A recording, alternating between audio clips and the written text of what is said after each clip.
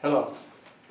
We, in our last study, looked at the first 3 chapters of Job. We identified the character of Job. We talked about the behind-the-scenes look and the dialogue between God and Satan, and how those behind-the-scenes discussions played out in Job's life in chapters 1 and 2.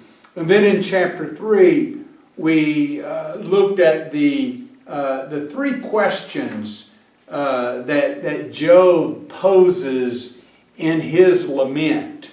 The first question in verses 1 through 10, why was I born? And then in 11 through 19, why didn't I die at birth? And then in verses 20 through 26, that great question that is the basis of why we want to study and look carefully at this book. Why am I suffering? And for our purposes, why do good people suffer? Chapter 4 begins the cycle of speeches.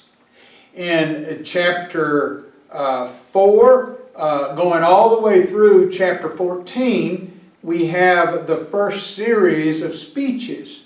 And so we're going to do our best to get through all 14 of those chapters in this class setting.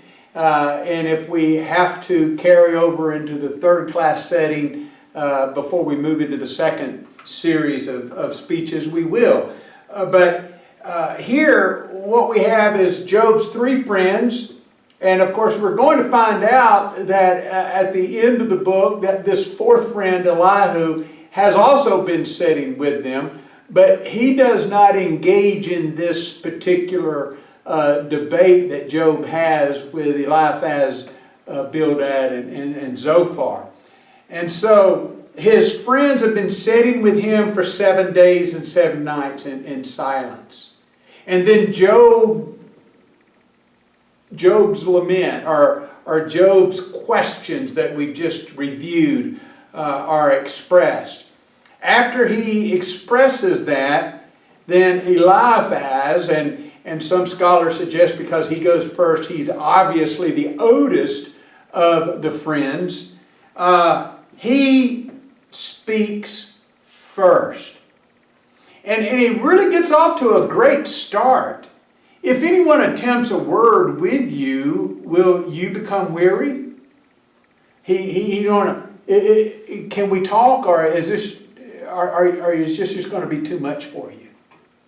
And of course, the thing is that one of the things we learn when we do hospital work and visitation with those who are sick and suffering is that we try to be an encourager and not a discourager. And Eliphaz seems to start out like that.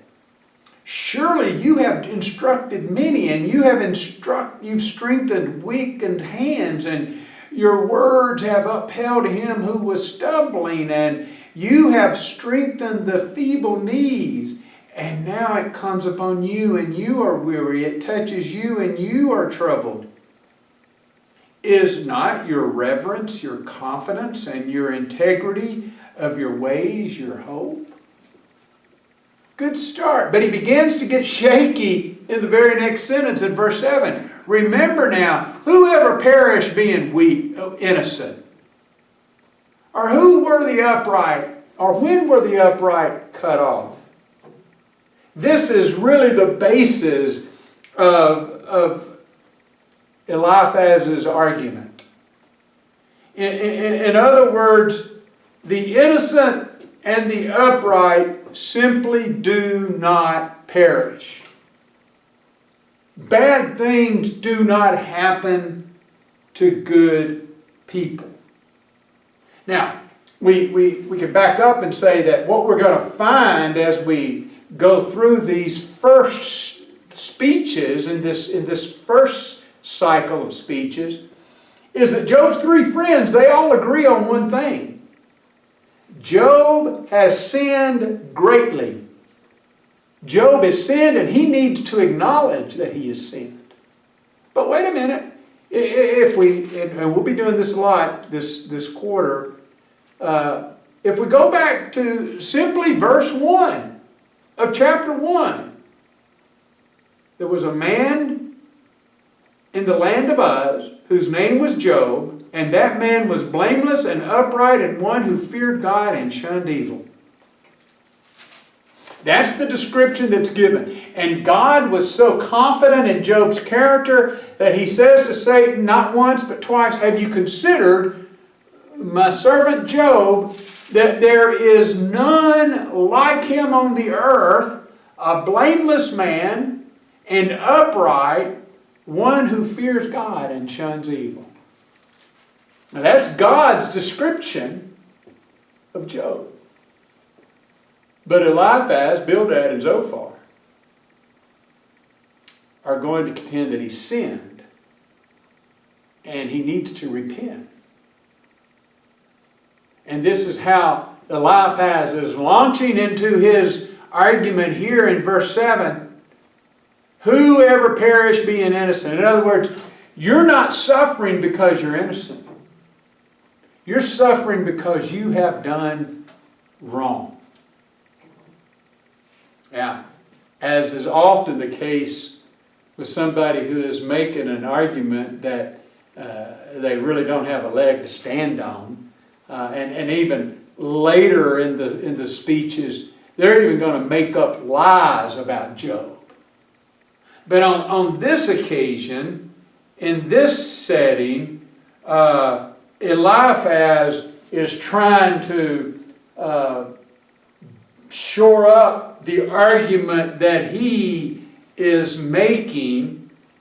And beginning with verse 12, he sort of gives us a glimpse into the basis of his knowledge of this.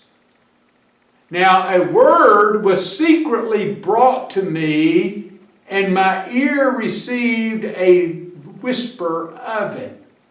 In disquieting thoughts from the visions of the night, when deep sleep falls on men, fear came upon me in trembling, which made all of my bones shake. And then a spirit passed before my face. The hair on my body stood up. It stood still, but I could not discern its appearance. A form was before my eyes. There was silence.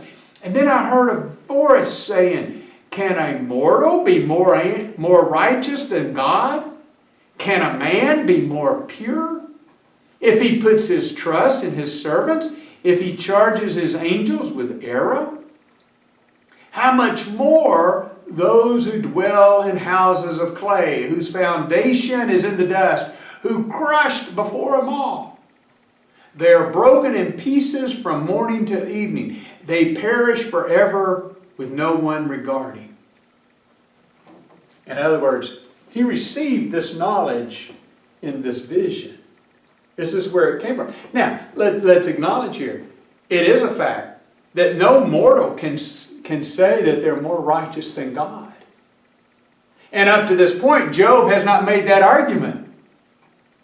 And let's acknowledge that he even speaks of the angels who sin in verse 18. He puts no trust in his servants, speaking of angels. If he charges his angels with error, how much more those who dwell in houses of clay, human beings? And yet, this is the vision that I had. And so what I'm saying is not from myself, is what Eliphaz has said. And what's the basis of his argument? Good people don't have these things happen to them. Righteous people don't have these things happen to them. As he continues his speech in the 5th chapter, he speaks of how evildoers reap what they sow. And again, this is a fact. The innocent or one reaps what he sows is a biblical fact. Hosea chapter 10 and verse 13. In the New Testament, the one that we're most familiar with is Galatians chapter 6 and verse 7. But we understand that though reaping what we sow isn't always necessarily fully accomplished in this life. And we have a perfect example of that in the New Testament in Jesus' teaching of the rich man and Lazarus. The rich man fared sumptuously, but when he died, he was taken to torments. And so while in this life he seemed to benefit greatly, he indeed reaped what he sowed in this life in the hereafter. And so we need to appreciate again that there's going to be statements, there's going to be things said by these men that are accurate, but they are woefully misapplied in Job's case. And so we need to keep that in mind. Eliphaz, again, is making the case that everything that's happened to Job, everything that has happened to Job is happening for a purpose. And the purpose is you have sinned. And one of the things that just really is shocking to me, I want to read this. In chapter 5, and let's just start at the first verse and read down, because when we get to it, I'll bring it up. Call out now. Is there anyone who will answer you? And to which of the holy ones will you turn? For wrath kills a foolish man, and envy slays a simple one. I have seen the foolish taken root, but suddenly I cursed his dwelling place. His signs are far from safety. They are crushed in the gate, and there is no deliverer. That had to burn. Job had just lost his children. And now this is being thrown in his face. And then he says in verse 8, but as for me, I would seek God. And to God, I would commit my cause. And again, yes, absolutely. And we know that Job has done that. Job has not cursed God. He has not renounced God. And then he makes, an important statement. And we could go over into the New Testament in Hebrews chapter 12 and verse 5, where the Lord chastens those whom he loves. In verse 17, behold, happy is the man whom God corrects. Therefore, do not despise the chastening of the Almighty. Is God chastening Job here? Or is Job being punished by God? Or is Job suffering because he is an upright man? One who shuns evil. Misapplied. Even though he makes true statements. In this context, it is not properly applied. And so Job responds beginning in chapter 6. Oh, that my grief were fully weighed, and my calamity laid with it on the scales. For then it would be heavier than the sand of the sea. Therefore my words have been rash. For the arrows of the Almighty are within me. My spirit drinks in their poison. The terrors of God are arrayed against me. Does the wild donkey bray when he has grass, or does the ox low over its fodder?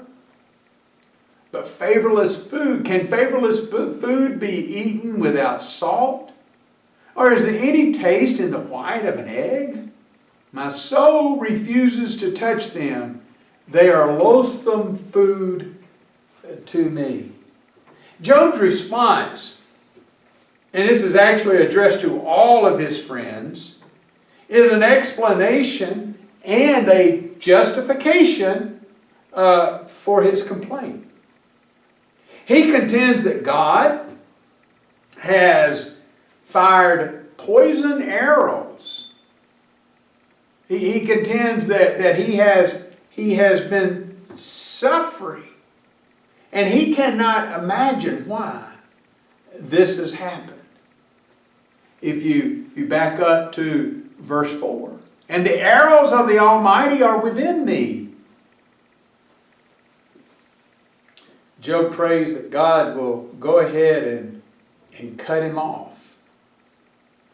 That he really does not want to live anymore. And then Job challenges his friends. If you jump over to verse 24. He challenges his three friends to show where he's erred. He says, teach me and I will hold my tongue. Cause me to understand wherein I have erred. How forceful are right words. But what does your arguing prove? Do you intend to rebuke my words and the speeches of a desperate one which are as wind? Yes, you overwhelm the fatherless and you undermine your friend, but therefore be pleased to look at me.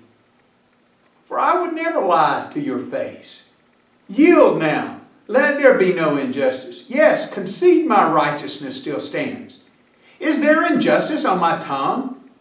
Cannot my taste discern the unsavory? And Job here is exerting not only his innocence, but he's saying, if you have proof of my sin, if you have, and again, as we've already pointed out, later, they're going to make false accusations, and we'll point those false accusations out. But here, his bitterness is against the unjustness of the charges that they are making against him. In chapter 7, beginning in verse 6, he says, my days are swifter than a weaver's shuttle, and are spent without hope. Oh, remember that my life is a breath. My eye will never again see good. The eye of him who sees me will see me no more. While your eyes are upon me, I shall no longer be. As the cloud disappears and vanishes away, so he who goes down to the grave does not come up. He shall never return to his house, nor shall his place know him anymore. If you just turn over to the end of the book, verse 16 tells us that Job lived 140 years. And he saw his children and grandchildren for 4 generations. So Job died old and full of days. But here Job is speaking of his days as being swifter than a weaver's shuttle and without hope. I don't know that Job is speaking of obviously what's recorded in the last verses of this great book speaks to his life after this event. And Job can look back on the events that were part of his life prior to what is recorded in chapter 1, the loss of the property, and then the loss of his family, and then the loss of his physical health. And he's seeing his life in a way that is unbelievable. My days are swifter, and when I die, I die. He anticipates, he almost is looking forward to going into the grave. His view of life here is gloomy. Have you known people like that? Have you ever felt that way yourself? You know, again, if we remind you of what we said in our first lesson as to what the great theme of this book and what I consider to be the great theme, the great passage is, for I know that my Redeemer lives, and as he concludes that, and that in my flesh I shall see God. I think that's a powerful place to be, and a truth to be held on to when we find ourselves in the midst of suffering. Suffering is a fact of life. That's what we're going to be seeing here in this book. It's all how we deal with that suffering. It's all how we understand that suffering. And if the Bible teaches us anything, that if we hold to God, if we put our trust in Him, that no matter what happens to us, we will see God. And that makes life rich. That makes life precious. But at this juncture, even though Job has not cursed God, even though Job has not renounced God, Job is struggling. And again, I appreciate the fundamental truth of this fact that even good, godly people, when they find themselves burdened with struggles and with pressure, sometimes it's hard to see things properly. And this is clearly the state of mind that Job is in right now. His friends are really no friends at all at this point. In verses 17 and 18, what is man that you should exalt him, that you should set your heart on him, that you should visit him every morning and test him every minute? How long will you not look away from me? This language is very similar to what's recorded for us over in Psalm 8. Turn over there and let's just look at this.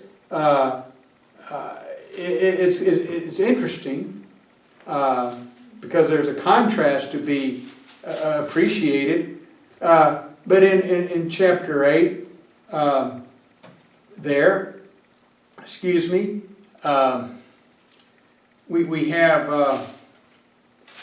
we have the statement, O Lord, how excellent is your name in all the earth, is how this begins. And we see the exaltation of this. We see the power of this. To what should we be about but magnifying the Lord? When I consider your heavens, the work of your fingers, the moon and the stars which you have ordained, what is man that you're mindful of him? And the sons of man that you have visited him, Psalms 8, and verses 3 and 4. But the contrast here with Psalm 8 is that in Psalm 8, he's seeing the beauty and the power of God in the creation. But in this contrast, it's vivid. The psalmist, again, is wondering with regards to why does God pay so much attention to man? While Job is saying that, why are you in essence hounding me? Why don't you just turn away from me and if you will, let me die? So while the language is similar, the contrast couldn't be clearer. But again, we understand the mindset of Job. I want to reiterate the trauma that Job has endured. The loss of all of his income, the loss of all of his children, the loss of the confidence of his wife, his physical health. When you combine all of those things, Job is experiencing emotional and mental trauma along with all those other things. But he's also struggling spiritually. All of these are creating these questions, these things in his mind. His friends are constantly saying, Job, you sin. You've done wrong. Job is saying, I haven't. Show me where I have. I don't understand why this is happening to me. So neither Job nor his friends really got it right, because Job's friends are arguing, Job, only bad things happen to bad people. Bad things don't happen to good people. And it's obvious that Job believed that himself at one time. But now that this bad thing is happening to him, he doesn't get it. He doesn't understand why. And he's beginning to question, well, why is this happening to me? I'm not a bad person. And we know bad things happen to good people. And it could very well be the case, based upon, have you considered my servant Job, that some of the devil's harshest and meanest attempts are going to be upon people of God. And it happens. But we must keep our focus upon God. In chapter 8, we have the second friend of Job to speak, and this is Bildad. And he obviously prides himself upon being a man of wisdom.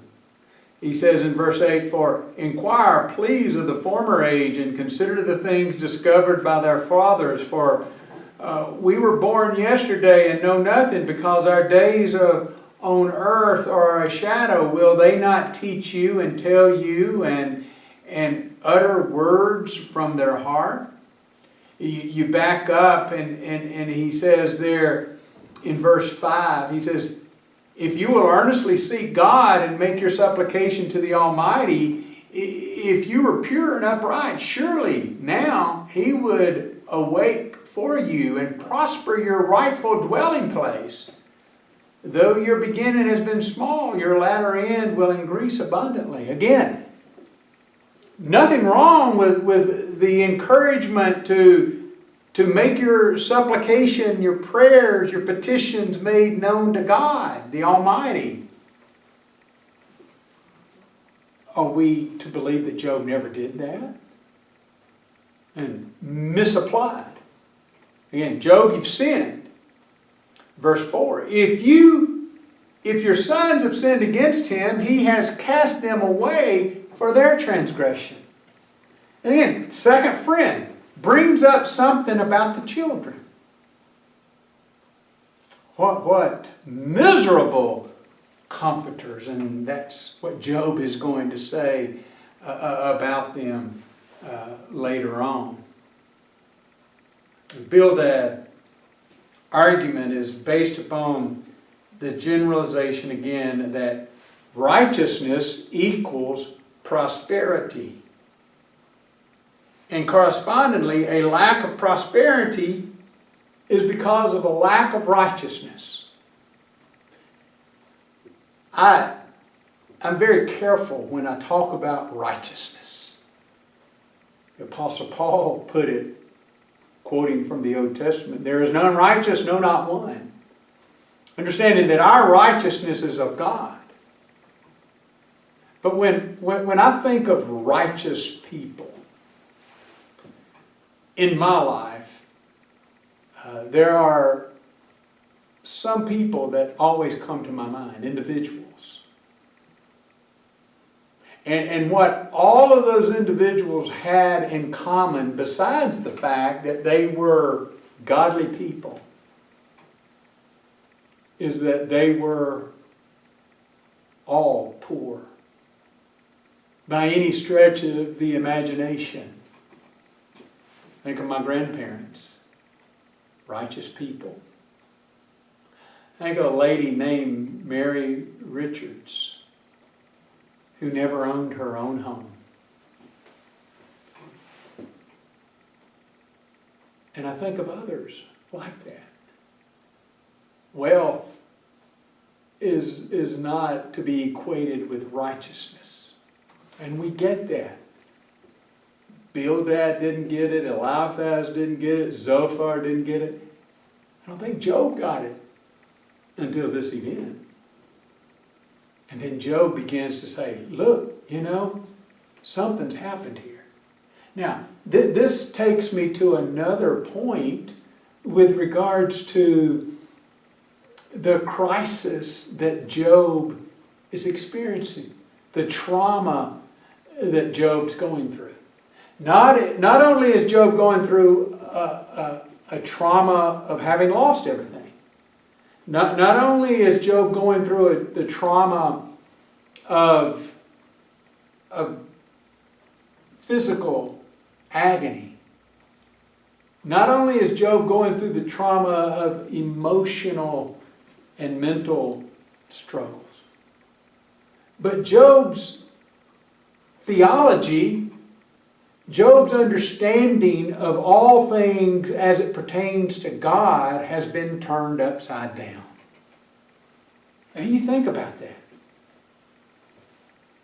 Do you know people who came to Christ much later in life?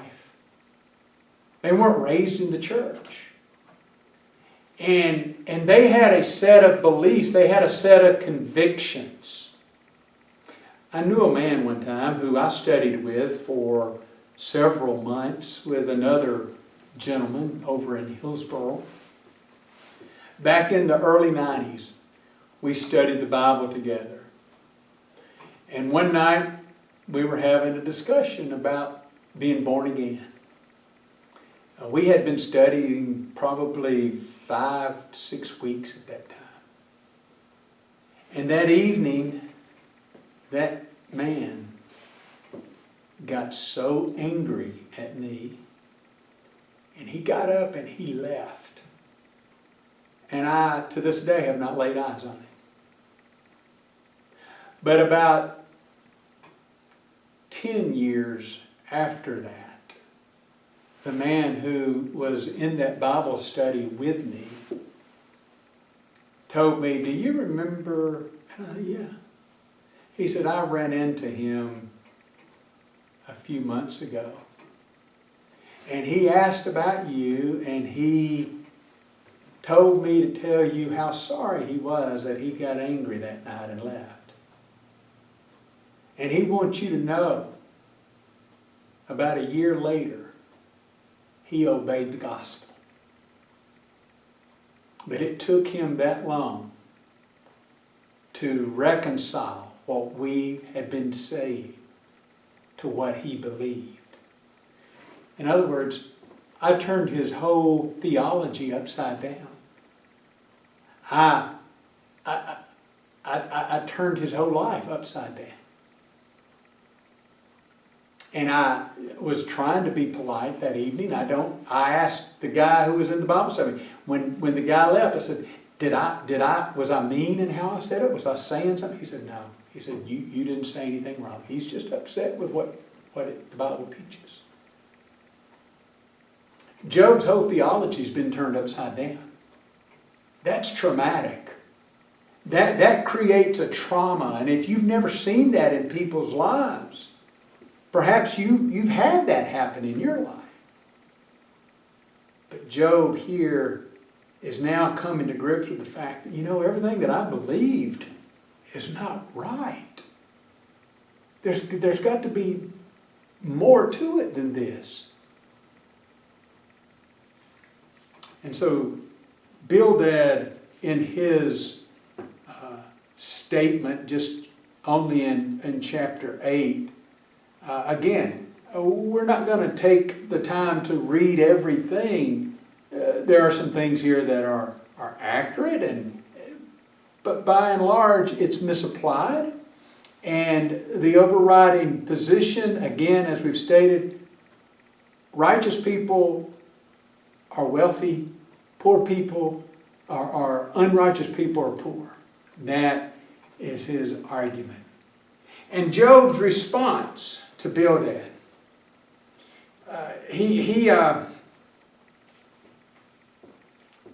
Bildad is making a defense of God's justice. That's one way of looking at chapter 8.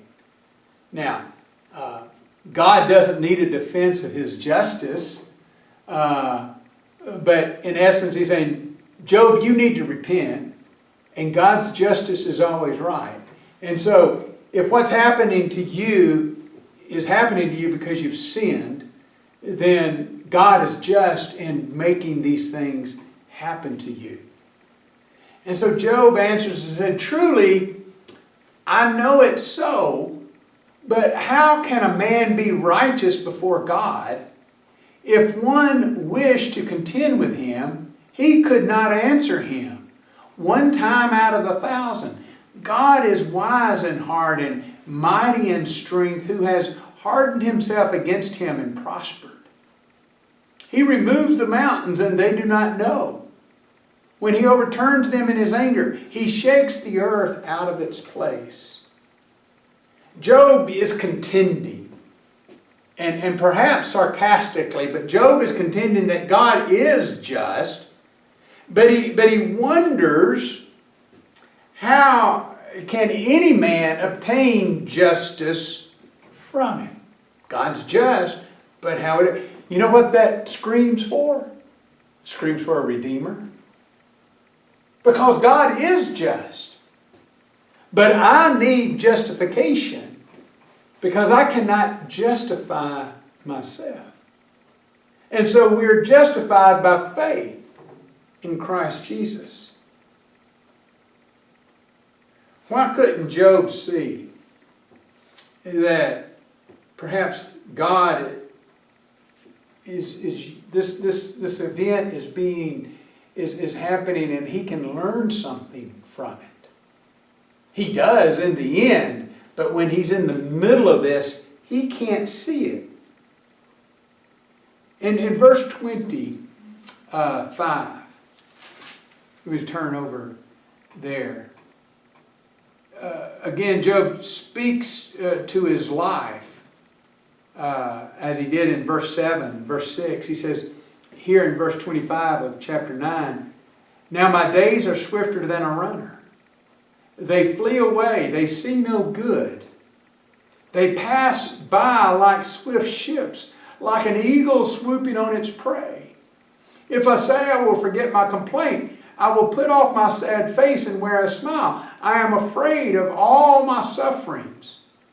I know that you will not hold me innocent. If I am condemned, why then do I labor in vain?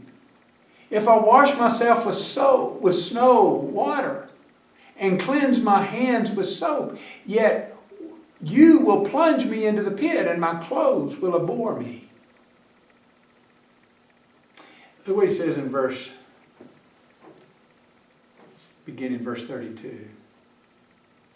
He says, for he is not a man as I am, that I may answer him, and that we should go to court together. Nor is there any mediator between us, who may lay his hand on us both. Let him take his rod away from me, and do not let dread of him terrify me. Then I would speak and not fear him. But it is not so with me.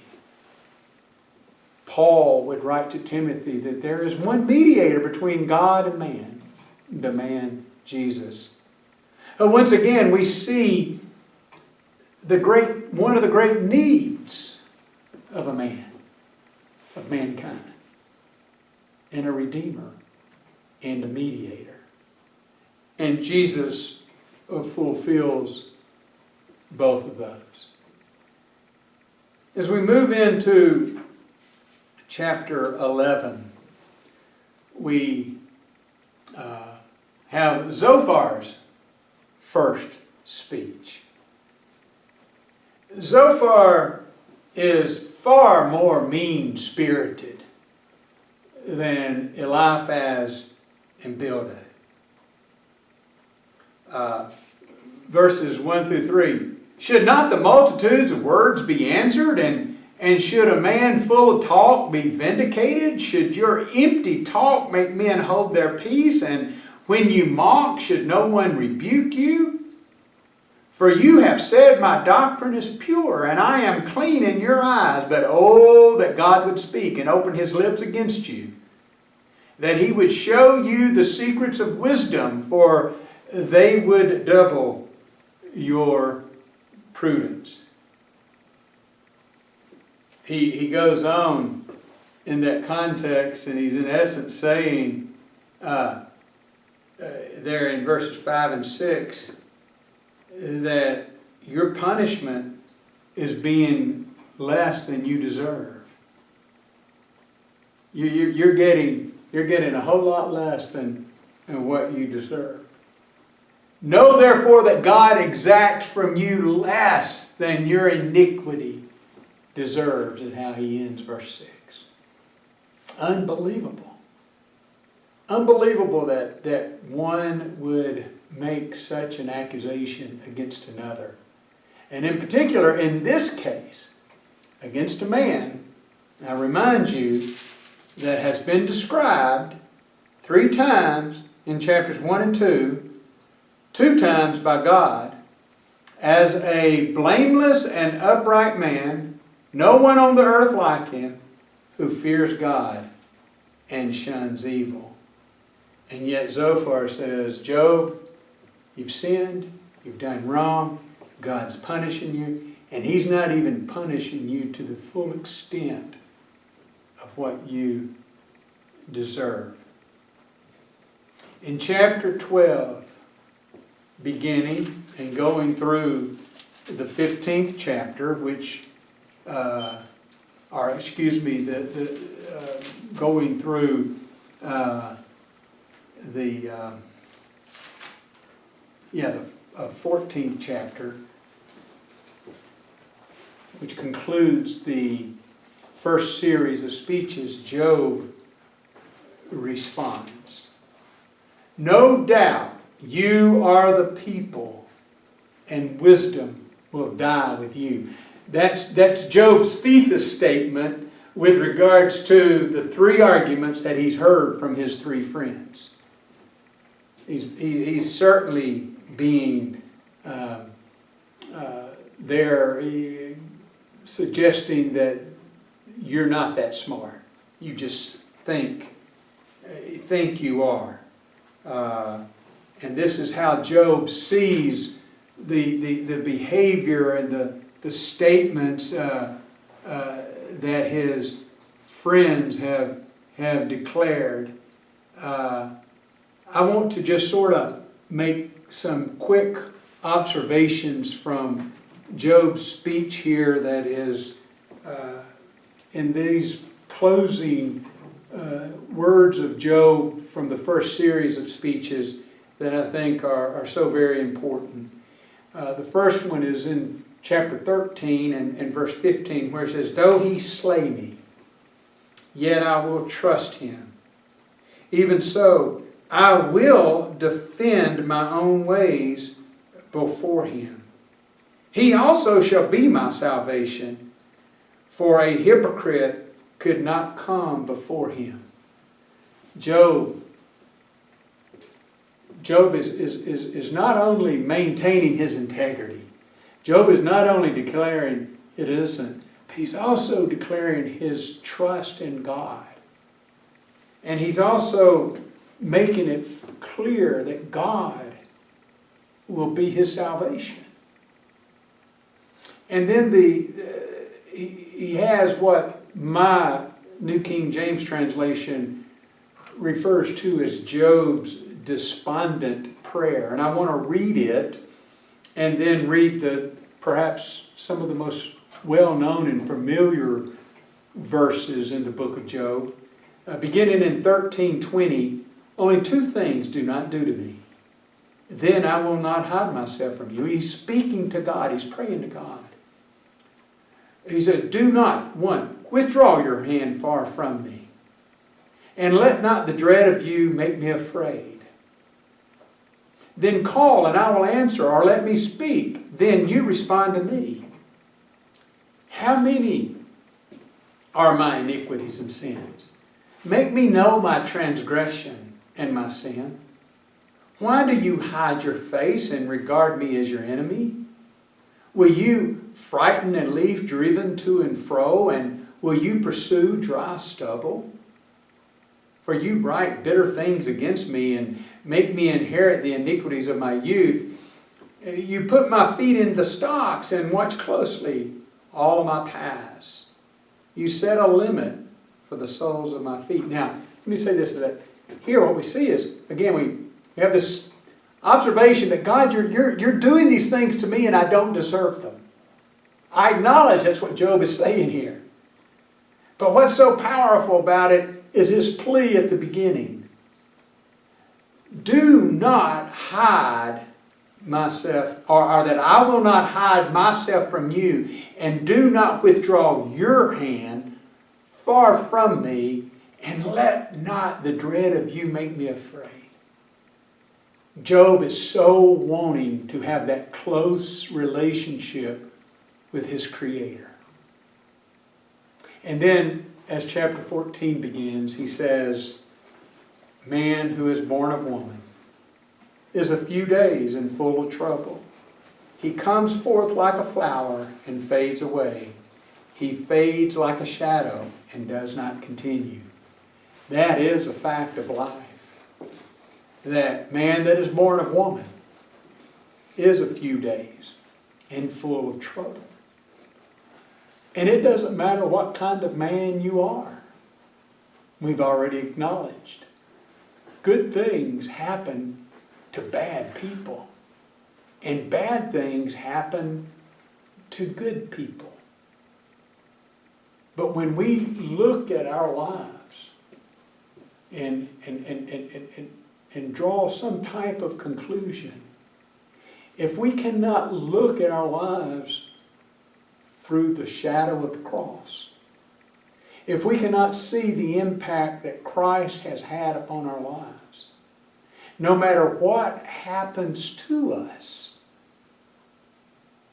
God is our God. And we have no fear. John would write that perfect love cast out fear. And that we can have boldness before God. And that is the nature of how I see what we learn from this passage. Thank you.